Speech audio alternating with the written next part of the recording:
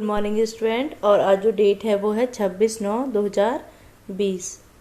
आज की तारीख क्या है? 26/9/2020। और कक्षा 9th की सामाजिक विज्ञान का जो उप विषय है अर्थशास्त्र, इसकी वर्कशीट नंबर 36 है। देखिए, इसमें हम पार्ट 3 पढ़ रहे थे। इसमें हमने पार्ट 3 स्टार्ट किया था, निर्धनता एक चुनौती। इसकी 2 वीडियो हम पढ़ चुके हैं और ये जो है निर्धनता एक चुनौती का 3rd पार्ट है। ठीक है, हमने पढ़ा था, हमने जाना था इसकी जो लास्ट वीडियोस थी कि उनमें निर्धनता किसे कहते हैं, और आज हम इसमें आगे पढ़ेंगे। देखो, इसमें लिखा हुआ है कि निर्धनता को समाप्त करना भारत की विकास रणनीति का एक मुख्य उद्देश्य है। यानी कि जो सरकार है वो हमेशा से क्या कोशिश करती रही है? ये कोशिश करती रही है कि किस प्रकार से जो निर्धनता है उसे समाप्त किया जा चुका है। इसके लिए बहुत सारी अलग अलग तरह की सरकार ने बहुत सारी योजनाएं बनाई हैं और उन्हें क्रियान्वित किया है। ठीक है, सरकार द्वारा इसके लिए 2 प्रकार के उपाय या कार्यक्रम चलाए गए हैं। यानी कि सरकार ने 2 तरह के कार्यक्रम चलाए हैं। एक है आर्थिक समृद्धि कार्यक्रम, यानी कि आर्थिक विकास कार्यक्रम को प्रोत्साहन देना, यानी कि आर्थिक विकास को बढ़ावा देना। दूसरा था लक्षित निर्धनता निरोधी कार्यक्रम, यानी कि जो निर्धनता है उसे कम करना। ठीक है, जो निर्धनता है उसे कम करना, उसके लिए कार्यक्रम चलाए गए। और आर्थिक विकास को किस तरह से बढ़ाया जा सकता है, इसके लिए कार्यक्रम चलाए गए। अब देखते हैं कि 1980 के दशक के आरंभ तक 30 वर्षों की अवधि के दौरान प्रति व्यक्ति आय में कोई वृद्धि नहीं हुई। यानी कि जो प्रति व्यक्ति आय थी 1950 से लेकर 1980 तक के दशक में, यानी कि 30 वर्षों की अवधि में किसी तरह की कोई भी प्रति व्यक्ति आय में किसी तरह की कोई वृद्धि नहीं हुई। यानी कि 1950 के दशक से 1980 के दशक के आरंभ तक जो निर्धनता थी वो 45% बनी रही। ये बहुत बड़ा आंकड़ा है कि जो निर्धनता है वो कितनी रही? 45%। जो जनसंख्या थी भारत की वो गरीबी रेखा से नीचे जीवन निर्वाह कर रही थी। ठीक है, और 1980 के दशक में जो भारत है, 1980 के दशक में भारत की आर्थिक समृद्धि दर विश्व में सबसे अधिक तेजी से बढ़ने वाले देशों में से एक थी। यानी कि जो आर्थिक समृद्धि थी, आर्थिक विकास की जो दर थी 1980 में, वो विश्व में जो और देशों में जो वृद्धि हो रही थी उसमें सबसे ज़्यादा तेजी से जो बढ़ रही थी वो भारत की आर्थिक समृद्धि दर बढ़ रही थी। क्यों? क्योंकि धीरे धीरे से जो देश था वो क्या कर रहा था? डेवलप कर रहा था। धीरे धीरे से नई नई तकनीकी आ रही थी, जिसके कारण क्या था? देश विकास कर रहा था। ठीक है, विकास की उच्च दर में निर्धनता को कम करने में महत्वपूर्ण भूमिका निभाई। जो विकास की उच्च दर हुई, यानी कि जिस तरह से डेवलपमेंट हुआ, जिस तरह से विकास की तेजी से विकास होने लगा, विकास के साथ साथ क्या हुआ? निर्धनता को कम करने में एक महत्वपूर्ण भूमिका निभाई। यानी कि विकास के साथ साथ क्या हुआ? निर्धनता कम होने लगी। यानी कि जब नई नई तकनीकें आ गई, नई नई डेवलपमेंट हो गए, उसके बाद क्या हुआ? जो निर्धनता थी वो लोगों में कम होने लगी, लोगों में जागरूकता आने लगी, लोगों को रोजगार के अवसर मिलने लगे। ठीक है, इसके कारण क्या हुआ? निर्धनता में कमी आने लगी। देखो, आर्थिक समृद्धि यानी कि जो आर्थिक विकास और निर्धनता उन्मूलन के बीच एक गहरा सीधा संबंध है। यानी कि जिस तरह से आर्थिक विकास होगा, जो निर्धनता है उसी तरह से धीरे धीरे कम होती चली ही जाएगी। यानी कि कोई भी देश है, जब क्या होगा? वो आर्थिक रूप से मजबूत होने लगेगा तो उस देश से जो है गरीबी क्या होने लगेगी? समाप्त होने लगेगी। यदि एक आप परिवार की बात देखो, यदि एक परिवार है जिसमें अभी तक किसी प्रकार की कोई नौकरी नहीं है, उनके पास आय के कोई साधन नहीं है, लेकिन एक व्यक्ति की भी अगर अच्छी नौकरी लग जाती है तो क्या होता है? वो आर्थिक रूप से मजबूत हो जाते हैं और उनके जो घर की गरीबी है वो धीरे धीरे दूर होने लगती है। ठीक है, आर्थिक समृद्धि अवसरों को व्यापक बना देती है। यानी कि आर्थिक समृद्धि यानी कि जब आर्थिक विकास होगा, आर्थिक रूप से लोग मजबूत होंगे तो उनके सामने क्या होगा? नए नए अवसर आने लगेंगे। और क्या करेंगे? वो नए नए अवसरों का उपयोग करेंगे और जो अपने जीवन है उसे जीवन स्तर को अच्छा बनाने का प्रयास करेंगे। और मानव विकास में निवेश के लिए आवश्यक संसाधन उपलब्ध कराती है। यानी कि जो भी संसाधनों की, अगर हम आर्थिक रूप से मजबूत हैं तो क्या होगा? जो भी संसाधनों की हमें आवश्यकता है वो संसाधन हमें उपलब्ध हो जाएंगे। ठीक है, और अगर हम आर्थिक रूप से समृद्ध हैं, यानी कि आर्थिक हमारा विकास हो चुका है, तो यह जो आर्थिक विकास है, आर्थिक विकास शिक्षा में निवेश के द्वारा अधिक आर्थिक प्रतिफल पाने की आशा में लोगों को अपने बच्चों को स्कूल भेजने के लिए प्रोत्साहित हो गई। यानी कि जब आर्थिक रूप से लोग मजबूत होंगे तो क्या करेंगे? वो अपने बच्चों को स्कूल भेजना स्टार्ट कर देंगे। ठीक है, देखिए क्या हुआ, लक्षित निर्धनता निरोधी कार्यक्रम। ये तो आर्थिक समृद्धि थी, हमने आर्थिक समृद्धि के बारे में पढ़ा कि आर्थिक समृद्धि को किस तरह से बढ़ाकर निर्धनता को कम किया जा सकता है। ये दूसरा है हमारा लक्षित निर्धनता निरोधी कार्यक्रम, यानी कि निर्धनता यानी कि गरीबी को ही मिटाने के लिए जो कार्यक्रम चलाए गए। यहाँ तो आर्थिक विकास को करने के बाद निर्धनता को मिटाया गया, यहाँ पर गरीबी को मिटाने के लिए ही कुछ कार्यक्रम को सीधा गरीबी को ही मिटाने के लिए कुछ कार्यक्रम चलाए गए। जैसे है कि महात्मा गांधी राष्ट्रीय ग्रामीण रोजगार अधिनियम 2005, ये है मनरेगा, इसे बोला जाता है मनरेगा, यानी कि महात्मा गांधी राष्ट्रीय ग्रामीण रोजगार गारंटी अधिनियम, ये 2005 में बना था। इसे मनरेगा बोला जाता है शॉर्ट फॉर्म में। का उद्देश्य जो है, इसका उद्देश्य है कि जो ग्रामीण क्षेत्र है यानी कि जो गांव है, गांव में आजीविका सुरक्षित करने के लिए, यानी कि वहाँ पर लोगों को रोजगार देने के लिए हर घर के लिए यानी कि हर घर में से मजदूर रोजगार कार्यक्रम 100 दिन के लिए उपलब्ध हो। यानी कि जो गांव में है जिनके पास कोई रोजगार नहीं है, गांव के हर एक घर में से एक व्यक्ति को 100 दिन का रोजगार अवश्य मिलेगा। ठीक है, इसका उद्देश्य क्या है? इसका उद्देश्य है कि सतत विकास में मदद करने के साथ सूखा, यानी कि सतत विकास तो हो, धीरे धीरे विकास तो हो, इसके साथ साथ क्या हो, सूखे को कम करना, वनों की कटाई को कम करना, मिट्टी में कटाव को कम करना जैसी समस्या को बचाने के उपाय भी हैं। यानी कि जो मजदूरों को काम दिया जाएगा उन मजदूरों को इस तरह के कामों में लगाया जाएगा ताकि जो सूखे को कम किया जाए, वनों की कटाई को रोका जाए, मिट्टी के कटाव की समस्या को दूर किया जाए। ठीक है, अब मनरेगा के तहत जो है, मनरेगा के तहत 1/3 रोजगार महिलाओं के लिए सुरक्षित किए गए हैं। यानी कि हर घर में से एक जो व्यक्ति है उसे 100 दिन का रोजगार मिलेगा और साथ ही साथ 1/3 सीटें जो हैं वो किसके लिए आरक्षित की गई हैं? महिलाओं के लिए आरक्षित की गई हैं ताकि जो महिलाएं हैं वो भी आकर काम कर सकें। मार्च 2008 में विभिन्न राज्यों में अकुशल श्रमिकों के लिए मजदूरी दर संशोधित कर, यानी कि जो विभिन्न राज्य हैं उसमें जो अकुशल श्रमिक है यानी कि जिन्हें काम करने का अनुभव नहीं है उसके लिए मजदूरी दर संशोधित कर ₹168 से लेकर 281 प्रतिदिन तय की गई। यानी कि एक व्यक्ति को एक दिन में कितने रुपए मिलेंगे? 281 रुपये प्रतिदिन दिए जाएंगे। इसके लिए केंद्र सरकार और राज्य सरकार रोजगार गारंटी कोष की स्थापना करेंगी। यानी कि रोजगार देने के लिए कोष की स्थापना की जाएगी केंद्र सरकार और राज्य सरकार के द्वारा, और जो इन मजदूरों को पैसा उसमें से दिए जाएगा। जो मनरेगा कार्यक्रम है इसके अंतर्गत आवेदक को 15 दिन के अंतर्गत रोजगार उपलब्ध करा जाएगा।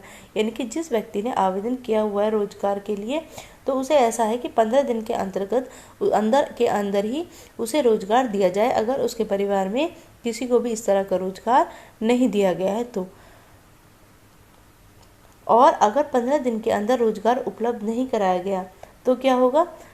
तो दैनिक रोजगार भत्ते का हकदार होगा। यानी कि अब वो चाहे काम मिले उसे या ना मिले, काम कर रहा हो या नहीं कर रहा हो, लेकिन उसे जो प्रतिदिन हर व्यक्ति को पैसे दिए जाते हैं वो उस पैसे को लेने का हकदार होगा। यानी उसे प्रतिदिन इतने रुपए दिए जाएंगे। अब है राष्ट्रीय काम के बदले अनाज कार्यक्रम। एक और योजना, ये तो थी हमने मनरेगा के बारे में पढ़ा, अब इसमें है राष्ट्रीय काम के बदले, यानी कि काम करने के बदले क्या मिलेगा आपको? अनाज कार्यक्रम उन सभी ग्रामीण निर्धनों के लिए है, यानी कि काम करिए और अनाज लीजिए। ये उन ग्रामीण निर्धनों के लिए है जिन्हें मजदूरी पर रोजगार की आवश्यकता होती है। यानी कि मजदूरी करेंगे और उन्हें रोजगार की आवश्यकता है जो अकुशल शारीरिक काम करने के इच्छुक हैं। यानी कि जो अकुशल है और शारीरिक काम करने के इच्छुक हैं उन्हें क्या दिया जाएगा? काम के बदले उन्हें अनाज भी दिया जाएगा। ठीक है, काम के बदले उन्हें अनाज कार्यक्रम जो है इसका उद्देश्य है कि काम के बदले इन्हें अनाज दिया जाएगा। अब देखो नेक्स्ट है कि 1993 में शुरू की गई प्रधानमंत्री रोजगार योजना, यानी कि एक योजना की गई स्टार्ट। 1993 में एक योजना की और शुरुआत की गई, प्रधानमंत्री रोजगार योजना। प्रधानमंत्री रोजगार योजना का उद्देश्य ग्रामीण क्षेत्रों में और छोटे शहरों में शिक्षित बेरोजगार युवकों के लिए। प्रधानमंत्री रोजगार योजना का क्या उद्देश्य है कि जो ग्रामीण क्षेत्र हैं या फिर छोटे शहर हैं उसमें जो शिक्षित बेरोजगार युवक हैं, यानी कि जो लोग शिक्षित हैं लेकिन उन्हें किसी तरह का कोई रोजगार नहीं मिला है, उनके लिए स्वरोजगार के अवसर उपलब्ध कराना है। यानी कि वो स्वयं अपना कोई जो व्यवसाय करना चाहते हैं या कोई काम करना चाहते हैं, किसी तरह के अपना कोई दुकान लगाना चाहते हैं, इसके लिए वो दुकान लगा सकते हैं और उसके लिए अवसर उत्पन्न कराए जाएंगे। सरकार क्या करेगी, उनकी सहायता करेगी स्वरोजगार के लिए। ठीक है, किसके तहत किया गया? प्रधानमंत्री रोजगार योजना के तहत कहा गया। उन्हें लघु व्यवसाय यानी कि लघु व्यवसाय और उद्योग स्थापित करने में सहायता दी जाएगी सरकार के द्वारा। ठीक है, ये स्टार्ट हुई थी 1993 में। क्या हुई थी? प्रधानमंत्री रोजगार योजना। ठीक है, 1995 में शुरू किए गए 1995 में शुरू किए गए ग्रामीण रोजगार सृजन कार्यक्रम। 1995 में क्या किया गया? ग्रामीण रोजगार सृजन कार्यक्रम।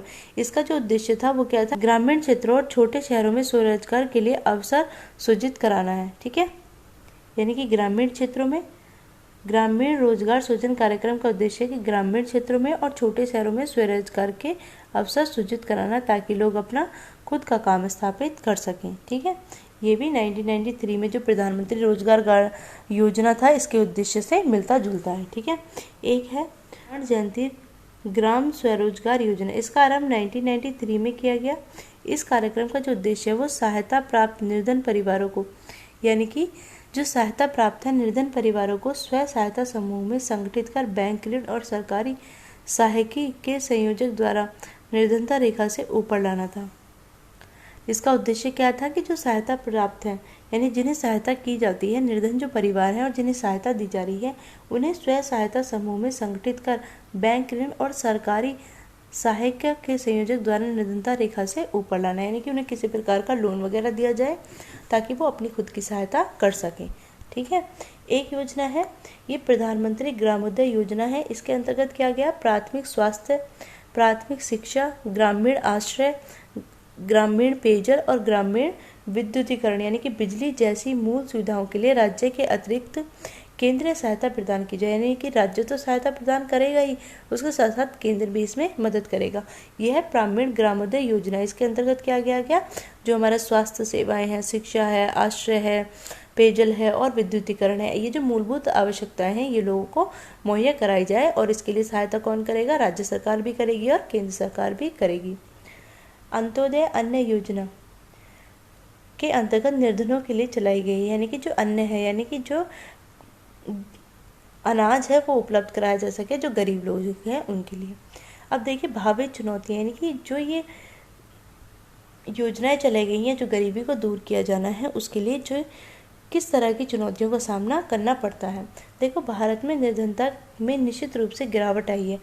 ऐसा तो है कि जो 1950 से लेकर 1980 के दशक में 45% जो लोग थे वो गरीबी रेखा से नीचे थे। लेकिन क्या है, गिरावट तो आई है लेकिन इतनी गिरावट नहीं आई है जितनी आनी चाहिए थी। अभी भी बहुत बड़ी आबादी यानी कि 21% जो जनसंख्या है वो क्या है, भारत में गरीबी रेखा से जीवन निर्वाह करती है, जो एक बहुत ही बड़ा प्रतिशत है। मैंने आपको लास्ट वीडियो में बताया था कि जो ये प्रतिशत है जो भारत के पड़ोसी देश है वो उनसे भी कहीं ज़्यादा है। लेकिन प्रगति के बावजूद भारत में प्रगति की है, लेकिन इसके बावजूद जो निर्धनता उन्मूलन है वो भारत की सबसे बड़ी बाध्यकारी चुनौती है। यानी कि अभी भी जो निर्धनता है वो बहुत बड़ी चुनौती भारत के सामने बनी हुई है। ग्रामीण और शहरी क्षेत्रों में विभिन्न राज्यों में निर्धनता में व्यापक असमानता है। यानी कि जो ग्रामीण है उसमें जो लोग बेरोजगार हैं या फिर निर्धन है, और शहरी क्षेत्र जो है उसमें जो लोग बेरोजगार या निर्धन है उसमें क्या है, असमानता है।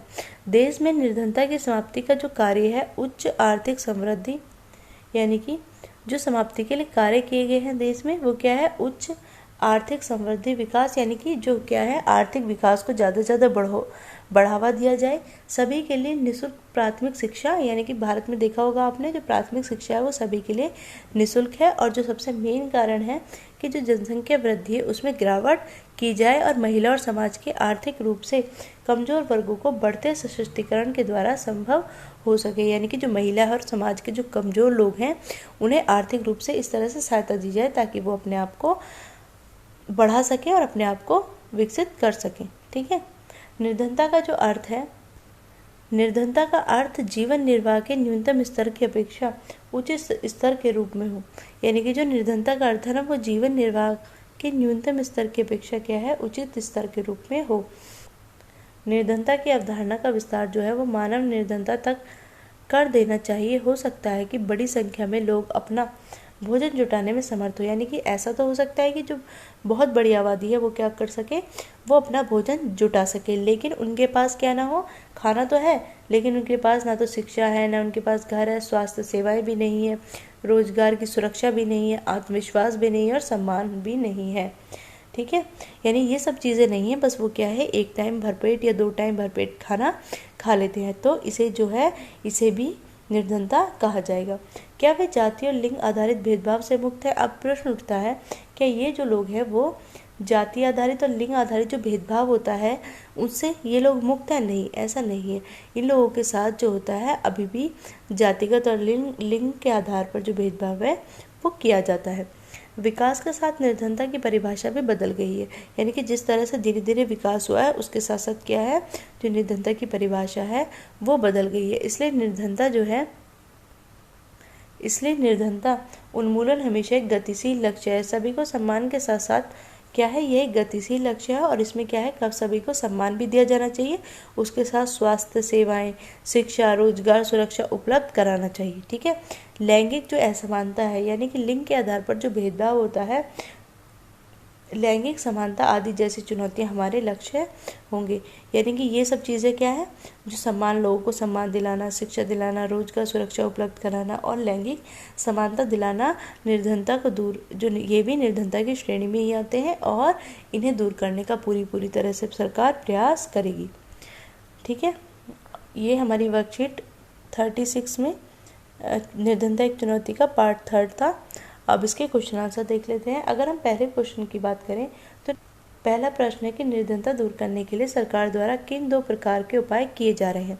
देखो, इसमें से आप कुछ भी लिख सकते हो, कितने सारे उपाय हैं कि महात्मा गांधी राष्ट्रीय ग्रामीण रोजगार अधिनियम, राष्ट्रीय काम के बदले अनाज कार्यक्रम, 1993 में शुरू की गई प्रधानमंत्री रोजगार गारंटी उद्देश्य, 1995 में शुरू किया गया ग्रामीण रोजगार सृजन कार्यक्रम, स्वर्ण जयंती ग्राम स्वरोजगार योजना। ये सब जो कार्यक्रम है वो किसके द्वारा चलाए गए हैं, ये सरकार के द्वारा चलाए गए हैं और आप इनमें से किसी भी 2 कार्यक्रम को बता सकते हो। ठीक है, प्रश्न 2 है कि आर्थिक विकास से निर्धनता किस प्रकार प्रभावित होती है। यानी कि जैसे जैसे आर्थिक विकास होता है उस तरह से क्या है, निर्धनता में कमी आती जाती है। ठीक है, अगर लोग आर्थिक रूप से सशक्त होंगे तो उसमें जो होगा निर्धनता में कमी आती जाएगी। ठीक है, जैसे कि हमने यहाँ पर देखा था ना,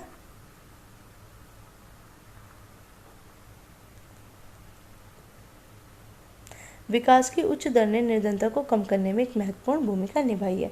आर्थिक समृद्धि और निर्धनता उन्मूलन के बीच एक गहरा सीधा संबंध है। आर्थिक समृद्धि अवसरों को व्यापक बना देती है, यानी कि अगर हम आर्थिक रूप से मजबूत हैं तो हमारे सामने अधिक से अधिक अवसर उपलब्ध होंगे और मानव विकास के निवेश के लिए आवश्यक संसाधन उपलब्ध होंगे। ठीक है, अगर प्रश्न नंबर 3 देखें तो क्या है, मनरेगा कार्यक्रम के क्या उद्देश्य है। यानी महात्मा गांधी राष्ट्रीय ग्रामीण रोजगार अधिनियम 2005 के बारे में आपको लिखना है कि इसके मुख्य उद्देश्य क्या है। अगर प्रश्न 4 देखें तो प्रश्न 4 है कि युवाओं के लिए स्वरोजगार से क्या लाभ होगा। जो युवाएं हैं, देखिए ये जो है स्वरोजगार अधिनियम 1993 में प्रधानमंत्री रोजगार योजना का जो उद्देश्य है वो ग्रामीण और छोटे शहरों में शिक्षित बेरोजगार जो है वो युवकों के लिए क्या है, स्वरोजगार के अवसर उपलब्ध होंगे।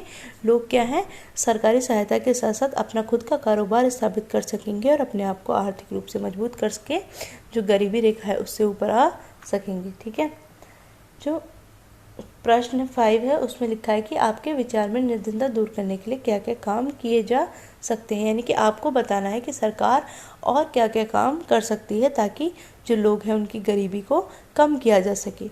अगर मैं आपको सजेशन देना चाहूँ तो सबसे बड़ा है कि जो अमीरी और गरीबी का जो बीच में खाई है वो बहुत ज़्यादा गहरी है। यानी कि भारत में अमीर बहुत ज़्यादा है, अमीर बहुत कम है और उनके पास संपत्ति बहुत ज़्यादा है, और जो गरीब हैं उनकी संख्या बहुत ज़्यादा है, उनके पास संपत्ति बहुत कम है। अगर अमीरों की संपत्ति को गरीबों को दे दिया जाए तो ये इसका जो फ़ायदा होगा वो किसे होगा, ना तो अमीरों के पास ज़्यादा पैसा बचेगा और ना तो अमीर बहुत ज़्यादा अमीर होंगे और ना ही गरीब ज़्यादा गरीब होंगे। ठीक है, और जो आपके सुझाव हैं आप लिख सकते हो।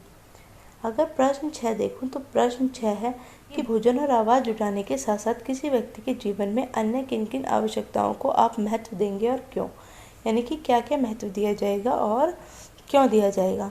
तो देखिए, खाली व्यक्ति जो है, निर्धनता जो है, जो निर्धनता की अवधारणा का विस्तार है वो मानव निर्धनता तक कर देना चाहिए। हो सकता है कि बड़ी संख्या में जो लोग हैं वो अपना भोजन जुटाने में समर्थ हो, लेकिन क्या उनके पास शिक्षा, स्वास्थ्य सुविधाएं, सेवा, रोजगार और आत्मविश्वास और आत्मसम्मान है? क्या वे जाति और लिंग आधारित भेदभाव से मुक्त हैं? विकास की निर्धनता की परिभाषा भी बदलती है, इसलिए जो निर्धनता उन्मूलन हमेशा एक गतिशील लक्ष्य है। और सभी व्यक्तियों को क्या मिलना चाहिए भोजन के साथ साथ?